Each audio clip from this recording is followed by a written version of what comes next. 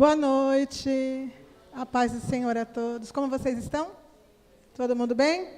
Preparados para mais uma turnê pela palavra? Então tá bom, põe a mão no coração de vocês, feche os olhos, vamos orar. Senhor Deus e Pai, em nome de Jesus, meu Deus, estamos aqui mais uma vez reunidos em Tua presença, meu Pai, para falar, meu Deus, da Tua palavra, Senhor.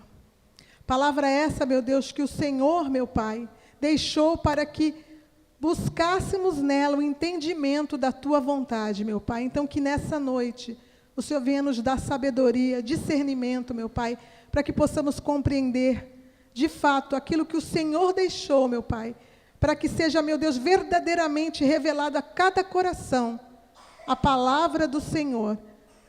Deus abençoe. Amém. Vamos começar? Então vamos. Boa noite também àqueles que estão assistindo hoje. Vai ser gravado, mas tudo bem, tá bom? A gente vai dar continuidade do mesmo jeito. Então, vocês que vão assistir agora esse vídeo, essa semana vai ser gravado, mas a partir da semana que vem vai ser de novo online, tá bom? Deus abençoe. Então, vamos lá. Capítulo 10, por favor, Edu, de Apocalipse. Se vocês quiserem também pegar a Bíblia, fique à vontade, tá bom? Vamos lá.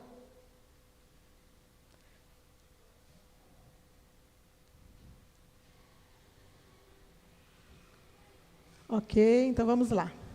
Tudo certo? Podemos começar? Então vamos lá. Vi outro anjo forte descendo do céu, envolto em nuvem, com um arco-íris por cima de sua cabeça. O rosto era como o sol e as pernas como coluna de fogo. Pode continuar, por favor?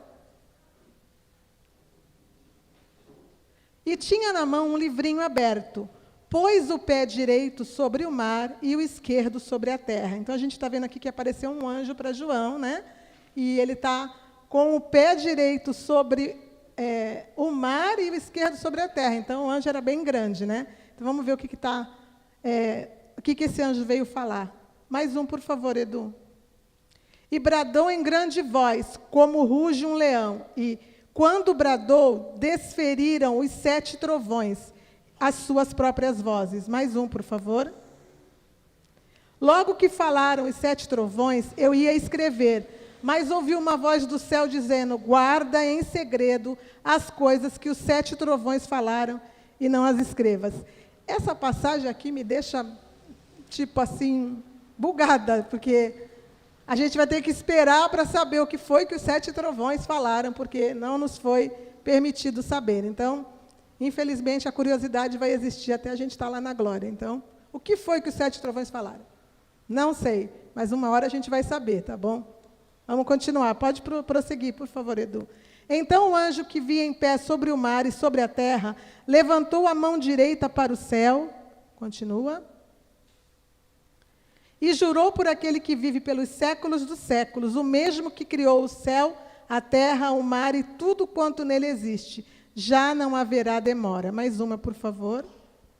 Mas nos dias da voz do 7º anjo, quando ele estiver para tocar a trombeta, cumprir-se-á então o mistério de Deus, segundo ele anunciou aos seus servos, os profetas.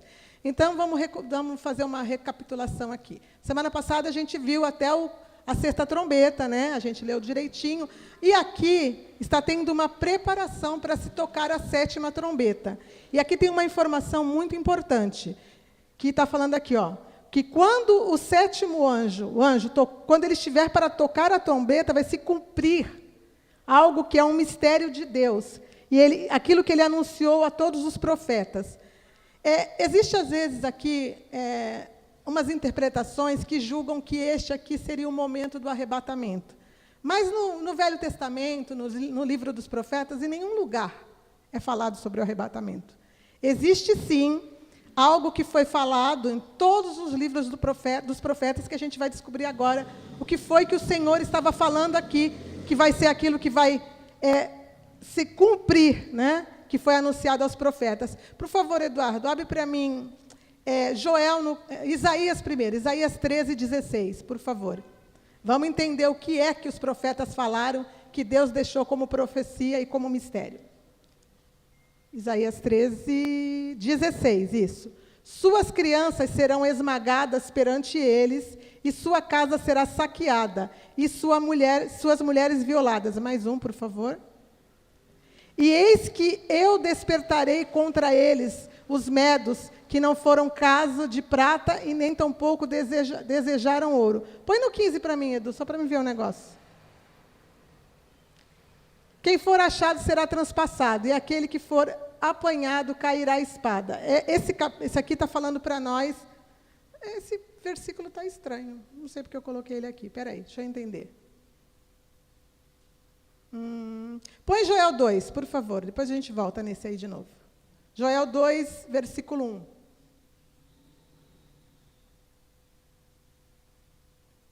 Tocai a trombeta em Sião, dai voz de rebate no meu santo monte. Perturbem-se todos os moradores da terra, porque o dia do Senhor vem e já está próximo. Mais um, por favor. Dia de escuridade e de densas trevas, dia de nuvens e de negridão.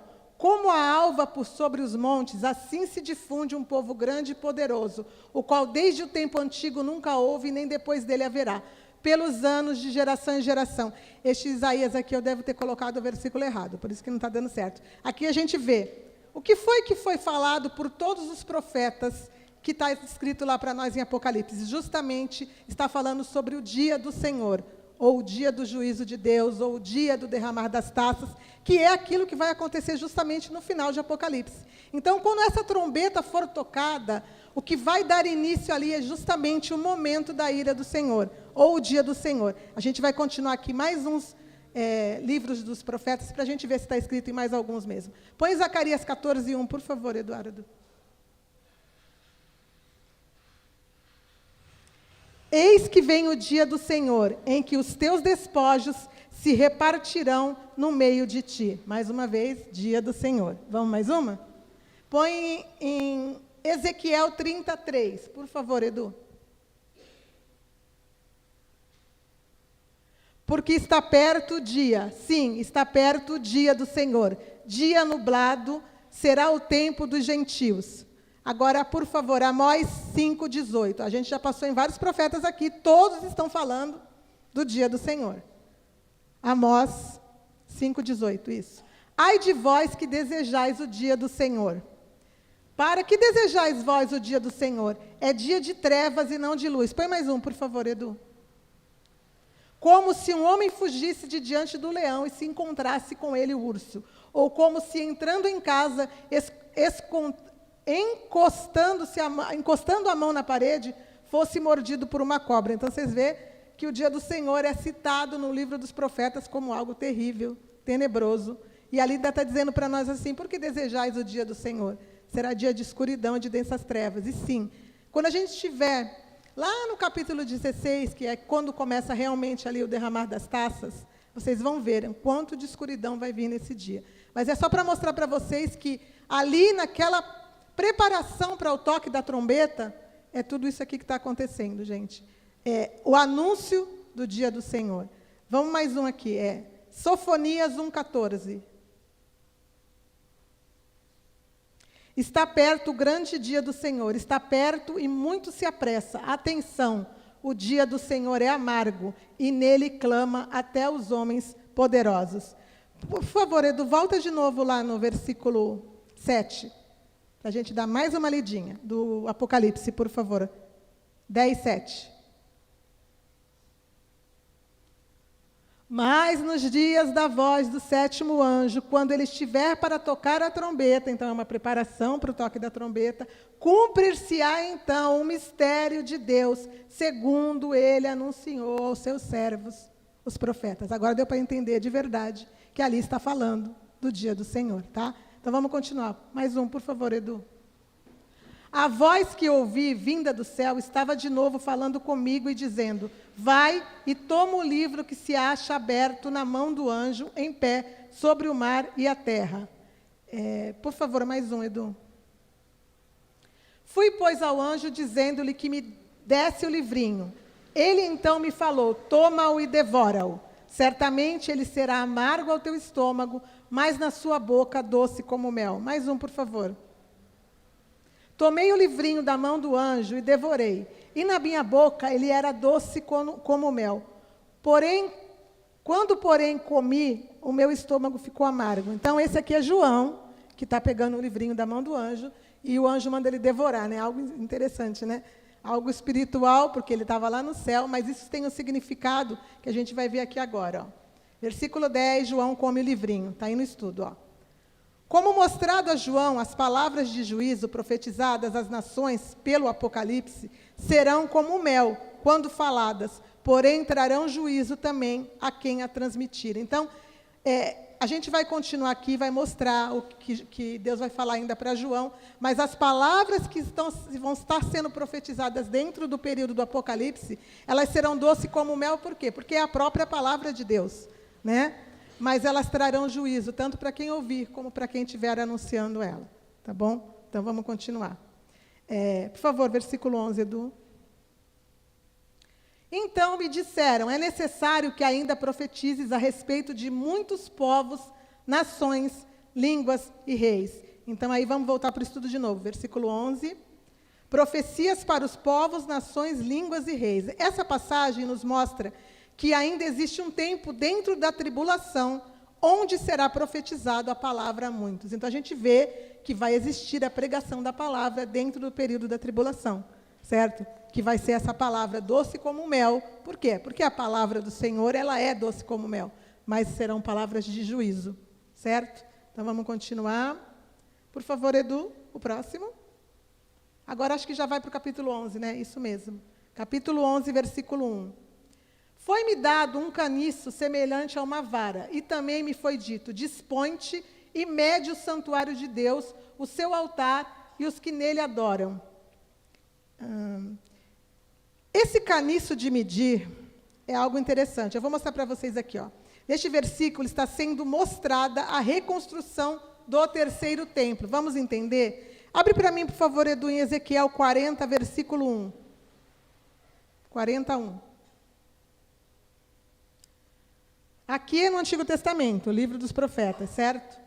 No ano 25º do nosso exílio, no princípio do ano, no 10º dia do mês, 14 anos após ter caído a cidade, neste mesmo dia veio sobre mim a palavra, a mão do Senhor, e ele me levou para lá. Então, aqui Ezequiel estava na Babilônia, eles estavam exilados, ó. Faziam 14, deixa eu ver, eu li agora, 14 anos que a cidade havia caído. Que cidade? A cidade de Jerusalém. Quando Nabucodonosor invadiu a cidade de Jerusalém, tomou o povo, levou para o exílio. Então, eles estavam na Babilônia. Ezequiel, o profeta, estava na Babilônia. E foi falado para ele, e foi mostrado para ele algo que o Senhor tomou para mostrar. Põe no próximo versículo, por favor, Edu. Isso. Em visões, Deus me levou à terra de Israel e me pôs sobre um monte muito alto. Sobre este havia como um edifício de cidade para o lado sul. Mais um, por favor. Ele me levou para lá, e eis um homem cuja aparência era como de bronze. Estava de pé na porta e tinha na mão um cordel de linho e uma cana de medir. Cana de medir, caniço de medir, é a mesma coisa. Vai para o versículo 5 agora, Edu, por favor. Vi um muro exterior que rodeava toda a casa, e na mão do homem uma cana de medir, de 6 côvados, cada um dos quais media um côvado e 4 dedos. Ele mediu a largura do edifício, uma cana, e a altura de uma cana. Então, aqui está sendo mostrado para Ezequiel, lembre-se que Jerusalém tinha sido destruído, o templo de Jerusalém tinha sido destruído, eles estavam exilados. E Deus levou ele lá para a cidade de Jerusalém, obviamente, em espírito, né, para mostrar para ele a reconstrução do segundo templo. Então, é a mesma medição que vai acontecer, que a gente estava lendo agora em Apocalipse. Só que ali, esse caniço de medir é para a reconstrução do terceiro templo. Então, o terceiro templo de Jerusalém será reconstruído. Isso é necessário para que se cumpra as profecias. Então, a gente está vendo ali essa descrição. Pode voltar, por favor, Edu, para o capítulo 11. Aí você já pode colocar no versículo 2, por favor. Mas deixe a parte do átrio exterior do santuário e não a messas, porque foi ele dado aos gentis. Estes, por 42 meses, calcarão os pés, na cidade santa. Então, os gentis no átrio do santuário. Eu vou mostrar para vocês agora umas imagens. Por favor, Edu, põe a primeira imagem para mim.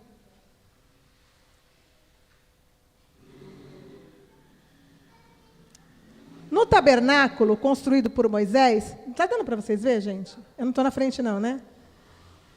No tabernáculo construído por Moisés no deserto, haviam 3 áreas principais. O átrio, que era a área externa do tabernáculo, com uma única porta de entrada, onde o povo se reunia para adoração. O lugar 2, que era o santo lugar, uma divisão interior do tabernáculo, onde se encontrava a mesa do pão da propiciação, o candelabro e o altar de incenso. E o terceiro, que era o Santo dos Santos, o espaço mais sagrado do tabernáculo, onde se encontrava a Arca da Aliança. Então, aqui é o tabernáculo, que é o tabernáculo que foi construído por Moisés no deserto. Então, era uma tenda, não era ainda um templo. Mas já havia ali a disposição do átrio, que era o átrio exterior. Então, isso é algo importante, o átrio exterior. Põe para mim a próxima imagem, por favor, Edu. Aqui é o segundo templo, né?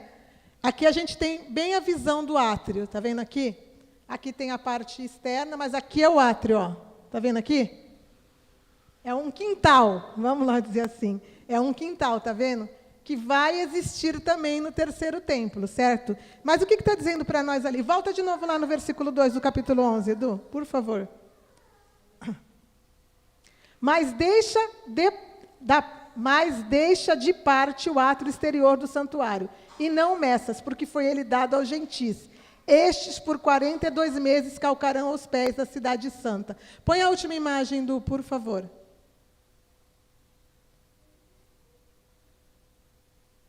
O átrio do templo, no contexto bíblico, é o espaço antes da porta principal, como eu mostrei para vocês, onde os fiéis se reúnem para orar e oferecer sacrifícios.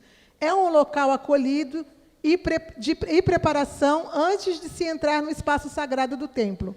Espaço de acolhido é o átrio e o local onde as pessoas são recebidas e se preparam para adentrar no templo. É um espaço para se conectar com a comunidade e se preparar espiritualmente. Aí está ali, local de oração. Os fiéis podem orar e se dirigir a Deus no átrio antes de entrar no local sagrado. Ofertas e sacrifícios. No contexto do Templo de Jerusalém, o átrio era um local onde se oferecia sacrifícios. Então, o que vai acontecer aqui? Ali está dizendo para nós que o templo vai ser reconstruído, mas o átrio de fora, estou mostrando para vocês aqui, que fazia parte do templo, onde o povo se reunia, onde o povo já ofertava, onde o povo já apresentava seus sacrifícios para poder serem levados para dentro do templo. Este lugar está dizendo para nós ali no capítulo no versículo que a gente leu, que será pisado pelos gentis. Quem são os gentis? São pessoas que não são do povo de Israel. Vamos entender por que o povo que não é do povo de Israel vai estar pisando o átrio exterior por 42 meses? Vai aí no estudo de vocês, ó. A união das 3 principais religiões monoteístas do mundo. Deixa eu virar aqui.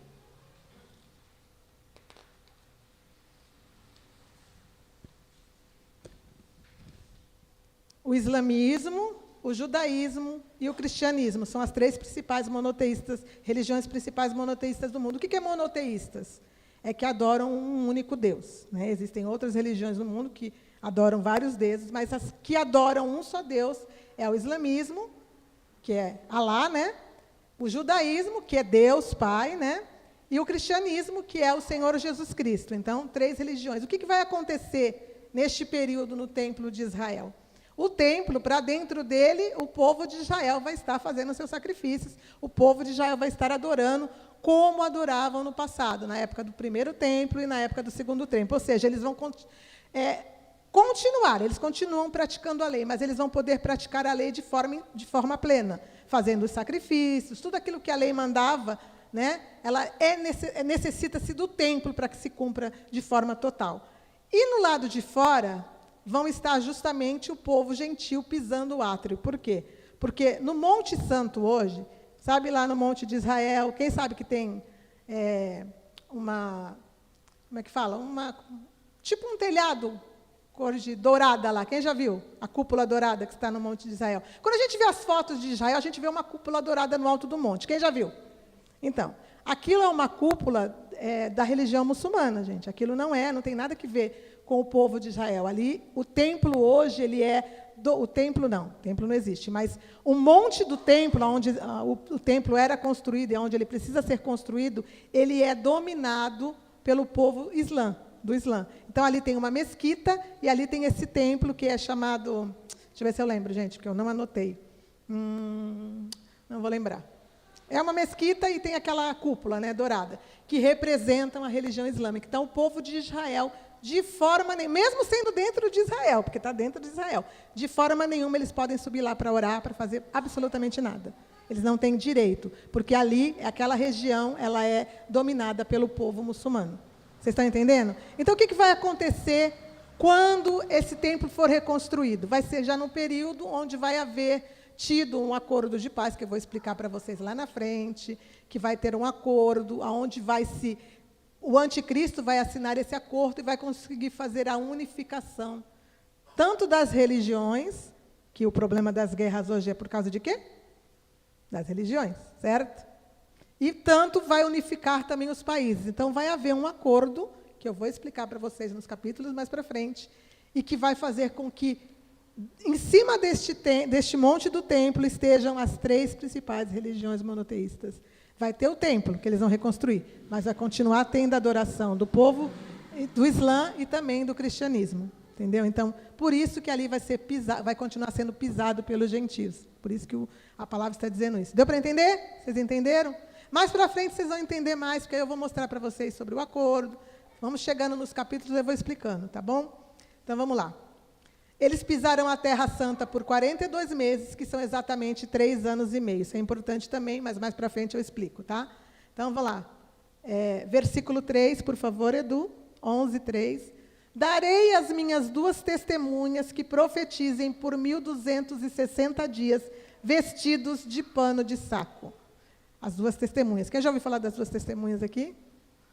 Vocês nunca ouviram falar das 2 testemunhas, gente? Não acredito nisso. Sério? Então, vamos falar sobre as 2 testemunhas. Essa parte aqui, do capítulo 11, você lembra que eu falei para vocês que ia ter um momento que a gente ia ter que dar uma parada na história ali, no que estaria seguindo a sequência, para voltar para trás e começar a explicar alguma coisa que precisava ser explicada? Então, aqui acontece exatamente isso. As 2 testemunhas, elas entram no cenário bíblico, profético, exatamente no início da tribulação. Então, a gente viu as trombetas lá sendo tocadas, né? Até a 5ª trombeta foi tocada. A 6ª trombeta, eu expliquei semana passada, ela já está no meio da tribulação. Lembra que eu expliquei para vocês que é a guerra, a invasão? Então, até a 5ª trombeta, acontece o quê? Nesse período ali, entre a 5ª trombeta, antes da 6ª trombeta acontecer, eu vou explicar tudo isso para vocês lá na frente, quando chegar, gente, no capítulo. Mas eu preciso dizer para vocês que está encaixado, esse capítulo está encaixado ali. Quando chegar ali, que passar aqueles prováveis 5 meses de tormento, não tem os 5 meses de tormento lá? Que o povo vai sofrer na mão dos gafanhotos? Então, provavelmente vai ser nesse período que passar esses 5 meses... Como é o nome dela mesmo, que eu esqueci? Alice, eu estou vendo, viu? Estou de olho em você. Tadinha. Então, quando passar mais ou menos esses 5 meses, o que vai acontecer? Vai estar, nesse inteirinho ali, vai acontecer esse acordo de paz, que é o acordo que eu estou falando com vocês, que é o acordo do anticristo. Aonde a gente vê esse acordo? Eu vou até mostrar para vocês na Bíblia agora, eu não anotei aqui, mas depois eu vou mostrar de novo para vocês. Põe para mim em Daniel, acho que é 9:27. Vê se é isso mesmo. Vamos ver se eu estou boa de cabeça. Daniel 9:27. Isso mesmo. Aqui está a passagem do acordo. Eu vou ler para vocês, mas depois a gente vai voltar para explicar com mais detalhes. Ele fará firme aliança com muitos por 1 semana. 1 semana de anos, tá? São 7 anos. Na metade da semana, no meio dos 3 anos e meio, fará cessar o sacrifício e a oferta de manjares. Sobre as asas das abominações virá o assolador. Então, fará cessar o sacrifício e a oferta de manjares. Então, no meio, ele vai fazer cessar o sacrifício do povo de Israel no templo, entendeu? E a oferta de manjares, que é justamente o cumprimento da lei que eles vão estar fazendo dentro do templo nos primeiros 3 anos e meio, quando lhe for permitido construírem o terceiro templo e sacrificarem novamente. Então, quando o anticristo entrar no templo, no meio dos 3 anos e meio, ele para tudo. Ninguém vai mais adorar a Deus nenhum, só a ele. Entendeu? Então, é importante mostrar para vocês, ó, sobre as asas das abominações virá o assolador, até que a destruição que está determinada se derrame sobre eles. Eu já li isso aqui para vocês, mas a gente vai voltar aqui nesse versículo mais algumas vezes ainda. Tá bom? Deu para vocês entenderem? Entenderam? Então, tá. Então, a gente teve esse acordo de paz ali naquele período.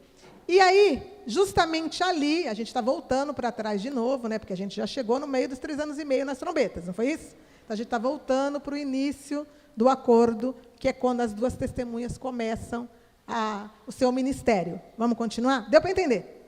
Então, voltamos para trás de novo, mas a gente vai dar sequência novamente. Então, vamos lá.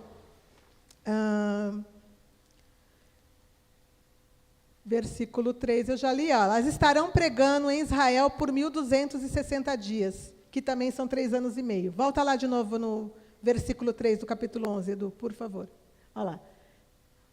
Darei as minhas 2 testemunhas que profetizem por 1.260 dias vestidas de pano de saco. Então, 1.260 dias são 3 anos e meio. Tá? 42 meses ou 3 anos e meio. Então, quando falar 1.260 dias, quando falar 42 meses ou quando falar 3 anos e meio, é a mesma coisa, é o mesmo tempo. Tá? Pode continuar, Edu. Próximo versículo. Isso. São estas as 2 oliveiras e os 2 candeeiros que se acham em pé diante do Senhor da terra. Então, versículo 4, deixa eu achar aqui. Ó. A gente vai lá para Zacarias no capítulo 4, 11, a gente vai ver quem são, espiritualmente falando, essas 2 testemunhas, aonde falou delas também. Zacarias 4, 11. Prossegui e lhe perguntei, quem são as 2 oliveiras à direita e à esquerda do candelabro? As 2 oliveiras. Mais um, por favor. Tornando a falar, lhe perguntei, quem são aqueles 2 raminhos de oliveira que estão junto aos 2 tubos de ouro que vertem de si azeite dourado? Importante dizer que aqui Zacarias estava tendo uma imagem do céu. Tá? Então, deixa eu ver até onde vai aqui. Até o 14. Pode mais um, Du? Não? Espera aí. É isso mesmo, até o 14. Ele me respondeu, não sabes que é isto? Eu disse, não, meu senhor. Mais um, por favor. Então ele disse, são os 2 ungidos que assistem junto ao Senhor de toda a terra. Então, esses 2 ungidos que assistem ao Senhor, juntos ao Senhor de toda a terra, são 2 testemunhas que estavam no céu com o Senhor, ou estão no céu com o Senhor, e vão descer à terra para cumprir esse propósito. Vamos entender sobre o que significa isso. Então, vamos lá. Quem podem ser elas, essas 2 testemunhas? Aí existe aqui algumas vertentes de interpretação. Eu vou botar para vocês todas, entendeu? Depois eu vou mostrar para vocês aquilo que eu entendo que seja. Então, pode ser que seja Enoque. Por quê? Coloca lá para mim em Gênesis 5, 24, por favor.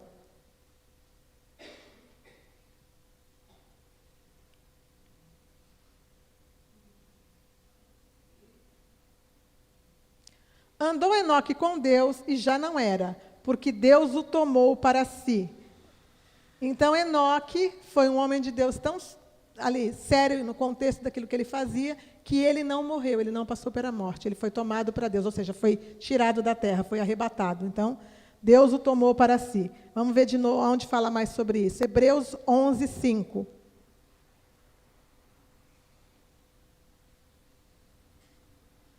Pela fé, Enoque foi transladado para não ver a morte. Não foi achado porque Deus o transladara, pois antes da sua transladação obteve testemunho de haver agradado a Deus. Então, olha que maravilha, hein? Ele foi arrebatado sozinho, né? Antes do período que nós estamos, lá no Gênesis ainda. Vamos mais um. Elias, por favor, 2 Reis 2, 11.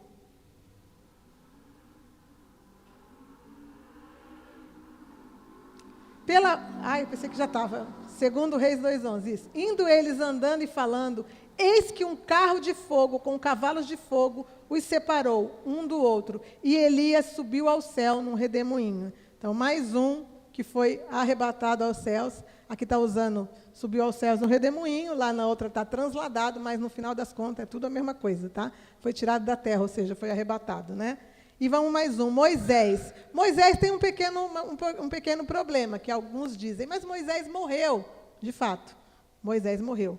Põe em Deuteronômio 34:5, Edu, por favor. Assim morreu ali Moisés, servo do Senhor, na terra de Moabe, segundo a palavra do Senhor. Mais um, por favor, Edu. Este o sepultou num vale, na terra de Moabe, de fronte de Bet-Poar, e ninguém sabe até hoje o lugar da sua sepultura. Então, temos um pequeno problema aqui, porque Moisés morreu. Mas outra coisa que é interessante é que ele morreu, e quem sepultou ele foi o próprio Deus. Vocês já viram Deus sepultar alguém? Mas aqui ele foi sepultado pelo próprio Deus. E ninguém, até hoje, sabe onde ele foi sepultado. Isso é importante. Agora, vamos entender por que ele também entra nesse rol de poder ser as duas testemunhas. Sobre o corpo de Moisés, está escrito aí, não está? Judas 1:9.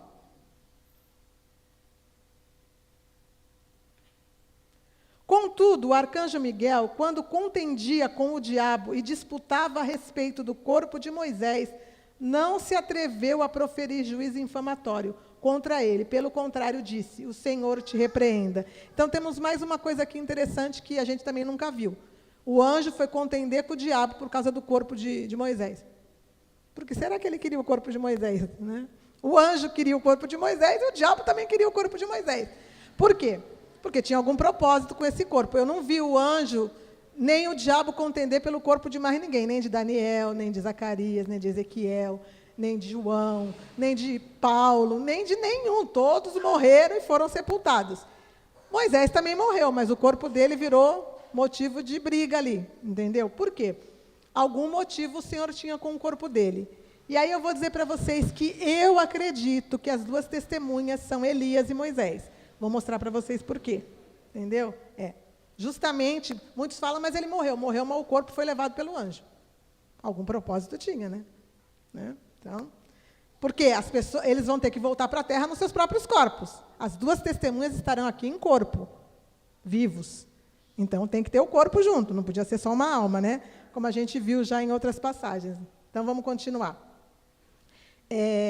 Versículo 6 agora, por favor.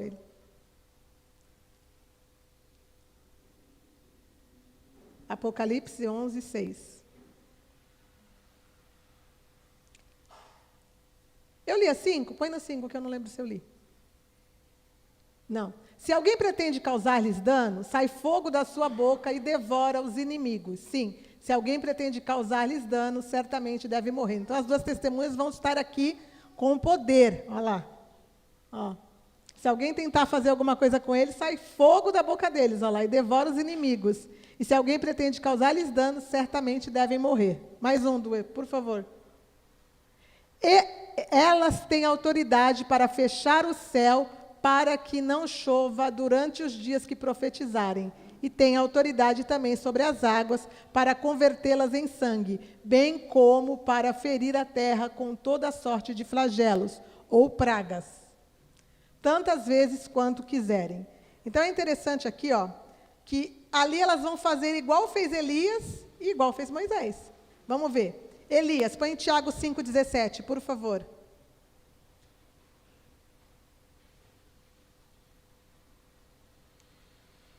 Elias era homem semelhante a nós, sujeito aos mesmos sentimentos, e orou com instância para que não chovesse sobre a terra, e por 3 anos e 6 meses não choveu sobre a terra. Então, o mesmo período que Elias orou e não choveu sobre a terra, lá, 3 anos e meio, vai ser o mesmo período que uma das duas testemunhas vão orar e não vai chover sobre a terra. Então, isso não está na Bíblia à toa. Então, isso me remete a que uma das duas testemunhas seja Elias. Vamos continuar. Moisés, põe em Êxodo 7:17, por favor. Assim diz o Senhor, nisto saberás que eu sou o Senhor. Com este bordão que tenho na mão, ferirei as águas do rio e se tornarão em sangue.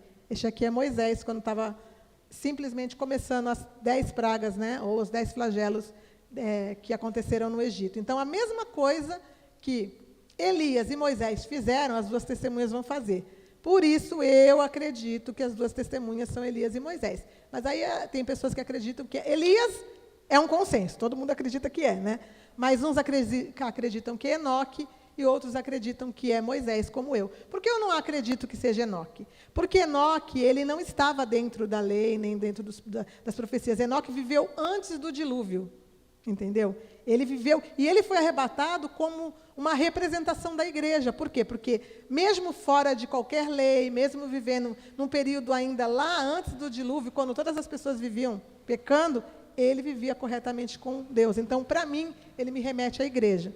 Mas aí é uma visão minha. Aí vocês também podem tirar de vocês. Eu acredito que seja Elias e Moisés. Tá bom? Vamos continuar. Versículo 7 de Apocalipse 11. Por favor, Edu.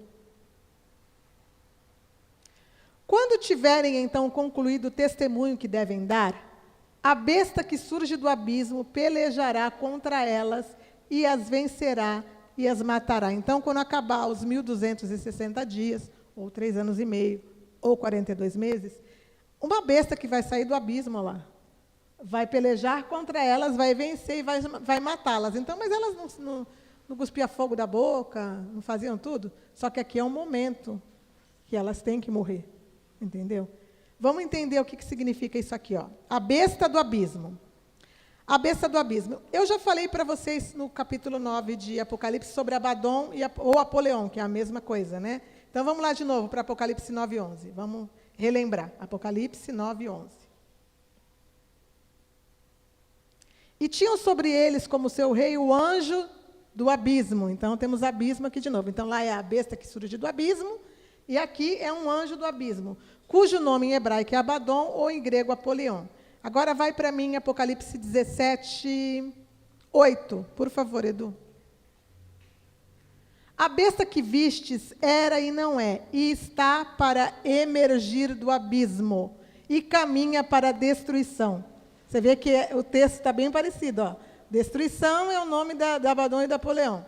Essa besta, ela vai sair do abismo lá, e caminha para a destruição. Aqueles que habitam sobre a terra, cujos nomes não foram escritos no livro da vida, desde a fundação do mundo, se admirarão vendo a besta que era e não é, mas aparecerá. Então, eu vou explicar para vocês tudo isso sobre essa besta, quando a gente estiver mais para frente, mas, no momento, a besta que surge do abismo aqui, que está lá matando as duas testemunhas, é essa besta aqui.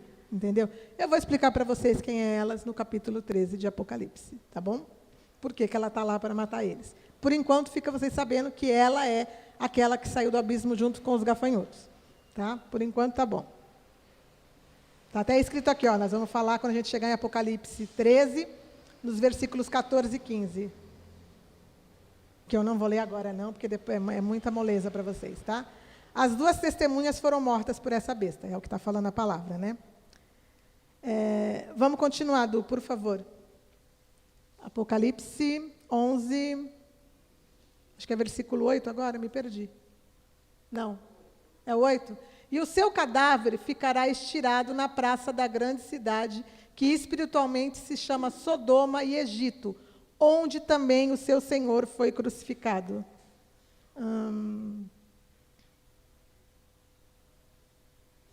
Então, a gente está vendo aqui, ó, que elas vão ficar na praça da grande cidade, que espiritualmente se chama Sodoma e Egito. Essa cidade aqui, gente, é Jerusalém, porque, ó, aonde também o seu Senhor foi crucificado. Onde o Senhor Jesus foi crucificado?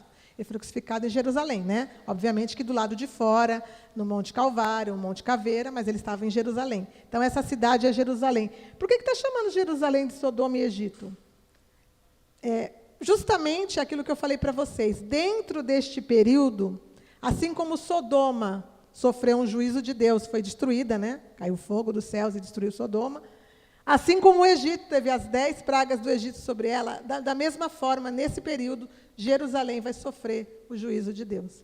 Vai sofrer o juízo de Deus porque vai estar, de certa forma, contrariando a vontade de Deus. Mas eu vou explicar isso para vocês mais para frente. Só para vocês saberem por que está chamando a cidade de Sodoma e Egito. Porque o mesmo juízo de Deus vai estar sobre essa cidade. Entendeu? Então tá, continua, por favor, Edu.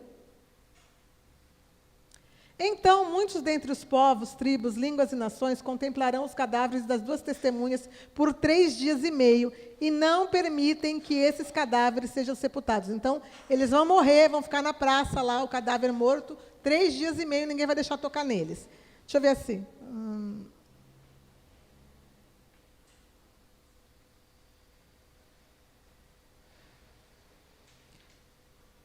Põe para mim do Lucas 21, 20, só para me ver o que está falando aqui, que eu não me lembro por que eu coloquei esse versículo aqui. Gente, isso aí é fogo, né? Quando, porém, vir de Jerusalém sitiada de exércitos, sabei que está próximo a sua devastação. Então, é justamente aqui. É aquilo que eu falei para vocês que está em Apocalipse 9, na sexta trombeta. Que realmente, quando as duas testemunhas forem mortas, é no meio dos 3 anos e meio. Este acontecimento é o mesmo que está lá em Apocalipse, eu falei isso para vocês na semana passada. E aqui, ó. Quando, porém, vir de Jerusalém sitiada de exércitos, sabei que está próximo à sua devastação. E vamos de novo para Zacarias 13, versículo 6. Se alguém lhe disser que feridas são essas nas tuas mãos, responderá ele, são as feridas com que fui ferido na casa de meus amigos. Mais um, por favor. Desperta, ó espada, contra o meu pastor e contra o homem que é meu companheiro, diz o Senhor dos Exércitos. Fere o pastor e as ovelhas ficarão dispersas, mas volverei a mão para os pequeninos. Mais um, por favor.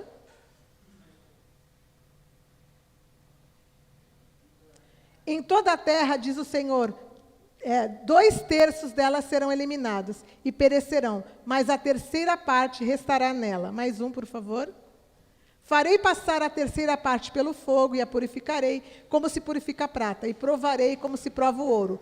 Ela invocará o meu nome e eu a ouvirei. E direi, o meu povo, eu direi, é o meu povo, ele dirá, é o meu Senhor. Aqui está falando justamente de Jerusalém, que nesse período aqui, vai ser morta a 3ª parte do povo daquele lugar. E ali está citando ali que feridas são essas nas mãos, né? Nas suas mãos? São as feridas com que fui ferido na casa de meus amigos. Então está dizendo que o juízo que Jerusalém vai sofrer neste período, quando no meio dos 3 anos e meio ela for invadida, né? Mais uma vez, e ter a sua destruição decretada, é justamente um juízo porque negaram o Senhor Jesus. Entendeu? Então essa passagem está querendo justamente falar sobre isso. Então vamos continuar. Volta lá de novo para Apocalipse. Parei no versículo 1. Aqui, né? Então, muitos dentre os povos, tribos, línguas e nações contemplaram os cadáveres das duas testemunhas por 3 dias e meio e não permitiram que os cadáveres, que elas fossem sepultadas. Mais um, por favor. Os que habitam sobre a terra se alegraram por causa deles, realizaram festas e enviaram presentes uns aos outros, porquanto esses 2 profetas atormentaram os que moravam sobre a terra. Aqui é interessante a gente observar que as 2 testemunhas vão ser mortas lá em Jerusalém, certo? Mas as pessoas todas vão estar vendo. Isso nos remete ao quê? Que isso vai ser mostrado, né? Provavelmente pela internet, pelas redes sociais, em todos os lugares. Então, as pessoas que estarão espalhadas pelo mundo vão comemorar esse acontecimento, essa morte, entendeu?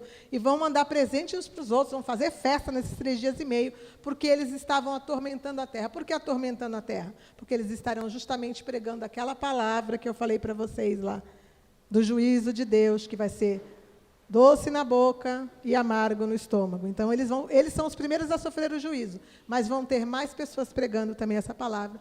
Eu vou explicar para vocês mais para frente, entendeu? Então, o que acontece? Justamente o povo vai se alegrar, porque não estava com vontade de ouvir nada, né? Não estava com vontade de saber de Deus neste período. Muitos não quererão saber de Deus ainda nesse período. Tá? Então, vamos continuar. Vai mais um, por favor, Edu. Mas depois dos 3 dias e meio, um espírito de vida vindo da parte de Deus, neles penetrou, e eles se ergueram sobre os seus pés. E aqueles que viram sobreveio grande medo. Mais um, por favor. E as 2 testemunhas ouviram uma grande voz vinda do céu, dizendo-lhes, subi para aqui. E subiram ao céu numa nuvem, e os seus inimigos a contemplaram. Então, aqui vai acontecer que eles vão ressuscitar depois de 3 dias e meio, entendeu? E vão ainda subir aos céus na frente de todas as pessoas. Então, Deus vai fazer com que o povo se assuste grandemente com esse acontecimento. Vamos aqui no estudo. Vai mais um, por favor, Edu. Naquela hora houve grande terremoto e ruiu a 10ª parte da cidade. E morreram nesse terremoto 7.000 pessoas, ao passo que as outras ficaram sobremodo aterrorizadas e deram glórias ao Deus dos céus. Então, a 10ª parte da cidade de Jerusalém vai ruir com um grande terremoto que vai acontecer justamente no momento em que as 2 testemunhas estão sendo arrebatadas. Que o povo vai falar, meu Deus, o que está acontecendo? Vai acontecer um grande terremoto e vai ruir a 10ª parte da cidade. Vai para mais um versículo, por favor, Edu. Passou o 2º ai, eis que sem demora vem o 3º ai. Então, aqui passou o 2º ai. Lembra que eu li do 1º ai, que eram 3, passou o 1º ai quando passou a primeira trombeta, não foi isso? Aliás, a primeira trombeta não, a 5ª trombeta, a primeira dos ais, que era a 5ª, a 6ª e a 7ª, né? Os 3 ais. Então, aqui já é o 2º, então significa que realmente a 6ª trombeta foi tocada. Quando ela foi tocada? Quando aconteceu a invasão, como eu li para vocês na semana passada. Então, passou o 2º ai.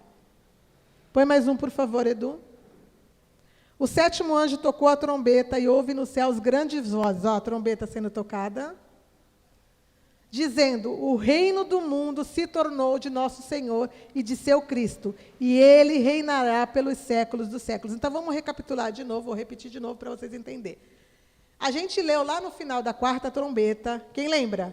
Que existiam 3 ais para acontecer nas últimas 3 trombetas que seriam tocadas. A 5ª, a 6ª e a 7ª, não é isso? Aí passou a 5ª trombeta, que foi o capítulo 9. Aí está escrito lá, passou o 1º ai, não foi isso? Agora a gente leu aqui no 11, aqui, passou o 2º ai. Estou explicando para vocês que aquela guerra que a gente viu na 6ª trombeta, daqueles seres que são os gafanhotos, com tecnologia, que vão invadir Jerusalém, e é justamente o capítulo 21 de Lucas, que falou da cidade cercada por exércitos, que ela vai ser devastada, não é isso que a gente leu agora há pouco? Então, aí está dizendo que passou o 2º ai, 6ª trombeta. Agora a gente está iniciando o 7º. Então, agora vai acontecer o 3º ai. Entendeu? Estão entendendo?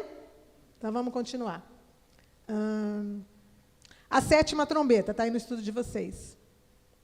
As trombetas estão dentro do 6º selo, assim como o juízo de Deus, ou os flagelos, estão dentro das 7 trombetas. Então, eu mostrei para vocês que dentro do 6º selo estão as trombetas, não foi isso? E dentro da 7ª trombeta estão as taças. Está tudo dentro do 6º selo, porque as trombetas e as taças estão dentro do 6º selo. Mas a 7ª trombeta, aliás, o 7º selo são as taças. Não é isso que a gente leu? Agora, a 7ª trombeta serão as taças do juízo de Deus.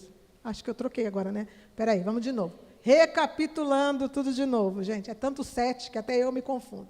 Então, dentro do 6º selo estão as 7 trombetas e as 7 taças, certo? Eu li para vocês isso lá no capítulo 6 de Apocalipse, tá? Então, dentro estão as duas. Só que, o que acontece? Dentro do toque da 7ª trombeta, né? Aliás, dentro da abertura do 7º selo, estão as 7 trombetas. Então, abriu o 7º selo, começou a tocar as 7 trombetas, né? Agora, dentro da 7ª trombeta, e vai estar as 7 taças. Vocês conseguiram entender? Conseguiram? Agora deu, né, para entender. É tanto 7, gente, que ninguém merece, né? Então, tá. Então, aqui tocou a 7ª trombeta. Mais um, por favor, Edu. E os 24 anciões que se encontram sentados no seu trono diante de Deus, prostraram-se sobre o seu rosto e adoraram a Deus. Então, a gente está vendo aqui, justamente que... Deixa eu só ler aqui de que eu escrevi. Vocês lembram que eu falei para vocês de um acontecimento lá no capítulo 4 de Apocalipse, que os 24 anciões iam se curvar na voz dos seres viventes, iam colocar as coroas no chão, e eu falei que podia ser um acontecimento, até eu acho que eu falei que podia ser um arrebatamento. Só que não, a gente vai ler agora de novo e a gente vai entender. Abre lá para mim, Apocalipse 4:9, Edu, por favor. Vocês vão entender já o que eu estou falando, gente. Ó, presta atenção. Quando esses seres viventes derem glórias e honras e ações de graças ao que se encontra sentado no trono e ao que vive pelos séculos dos séculos, mais um, por favor. Os 24 anciões prostrar-se-ão diante daquele que se encontra sentado no trono e adorarão ao que vive pelos séculos dos séculos e depositarão as suas coroas diante do trono, proclamando, põe mais um? Tu és digno, Senhor e Deus nosso, de receber a glória, a honra e o poder, porque todas as coisas tu criaste, sim, por causa da tua vontade vieram a existir e foram criadas. Agora a gente vai voltar para lá e vocês vão ver que é um acontecimento muito parecido. E o que eles vão estar glorificando? Justamente o início das 7 taças, ou seja, quando o juízo de Deus vai ser derramado sobre a terra. Volta lá em Apocalipse 11:15. O 7º anjo tocou a trombeta e houve nos céus grandes vozes, as vozes dos seres viventes, olha lá, dizendo: o reino do mundo se tornou de nosso Senhor e de seu Cristo, e ele reinará pelos séculos dos séculos. Mais um. E os 24 anciões que se encontram sentados no seu trono diante de Deus prostraram-se sobre o seu rosto e adoraram a Deus. Então, o mesmo acontecimento que está lá, quando João estava vendo as coisas começarem a acontecer, aí está escrito, quando acontecer algo, então eles vão se dobrar. Então, a gente achou algo que estava acontecendo naquele momento lá. Deu para entender? Então, a glória e a honra que vai ser dada nos céus para Deus vai ser justamente quando o juízo de Deus dele vai começar a ser derramado. Põe mais um, por favor, Edu. Dizendo: graças te damos, Senhor Deus Todo-Poderoso, que eres, porque assumistes o teu grande poder e passastes a reinar. Mais um, por favor. Na verdade, as nações se enfureceram, chegou, porém, a tua ira. Está vendo?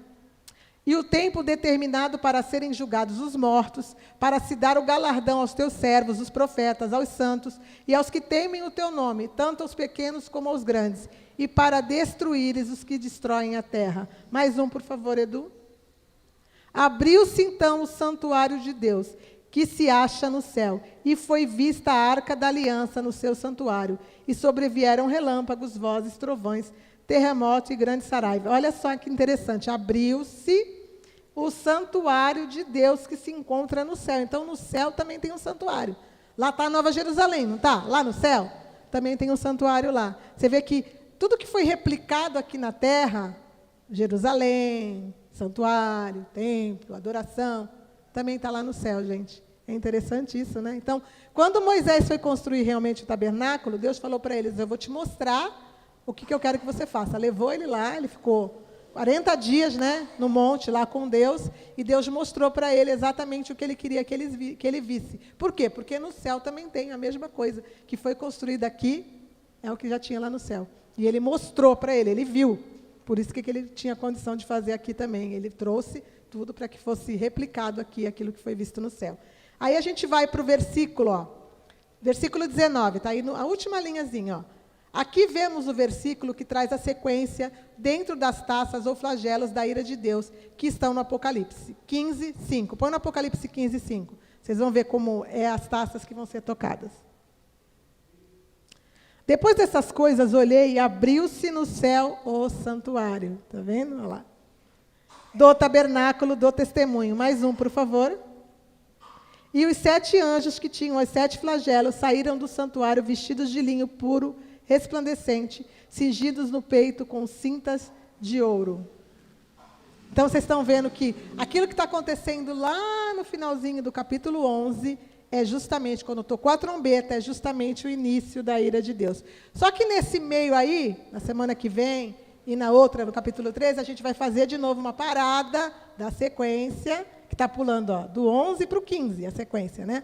No meio disso, a gente vai explicar, eu vou explicar para vocês o reino da besta, que Deus vai parar para mostrar o que significa o reino da besta, que está no capítulo 13. Vai mostrar primeiro o capítulo 12, que é justamente um resumo também dos acontecimentos visto do céu para a terra. Então, semana que vem também vai ser bem interessante, entendeu? Aquela parada específica, volta de novo para trás, aí eu vou explicar tudo para vocês na semana que vem. Vocês entenderam?